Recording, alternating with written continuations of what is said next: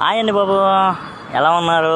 మీ ముందుకైతే వీటిని బయటికి తీసుకొచ్చి చాలా రోజులైంది. ఇంకోటి, నేను బిగ్ బాస్ గురించి నా మొహం చూపించి మాట్లాడితే ఎవరు చూడట్లేరబ్బా. అందుకే ఒకటే ఫిక్స్ అయ్యా, మన బుద్ధోన్ని రసంగిని వీడియోలో పెట్టి నేను వాయిస్ ఓవర్ బిగ్ బాస్ గురించి చెప్పుకుందామని. అలాగే ఆటల గురించి కూడా చెప్తా, అవి లేనిదే నేను లేనబ్బా. ఇప్పుడు ఆటల మీదే ఒక చిన్న ఫామ్ పెట్టుకుందామని ఈ నా తపన. కొద్దిగా మీరు అర్థం చేసుకుని నన్ను సపోర్ట్ చేయండి ఫ్రెండ్స్. మీ సపోర్ట్ ఎప్పుడు నాకు ఉంటుందని తెలుసు, అయినా నేను రిక్వెస్ట్ చేసుకోవాలి కాబట్టి, చెయ్యాలి కాబట్టి, నాకు బాధ్యత ఉంది కాబట్టి చేస్తున్నా. ఇంకా మనం బిగ్ బాస్ మ్యాటర్లోకి వెళ్తే, మరి డైలీ అప్డేట్ ఇవ్వాలి కదబ్బా. ఇవాళ అయితే ఫుల్ నామినేషన్లు అయితే నేను చూశాను.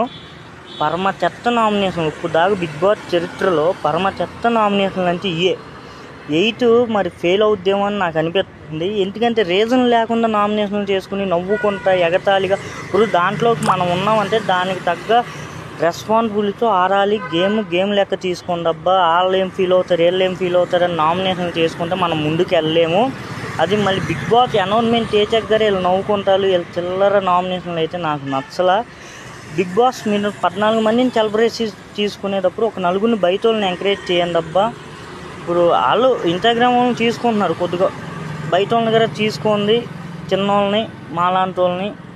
అయితే మీ సపోర్ట్ ఎప్పుడు నాకు కావాలబ్బా. Follow me.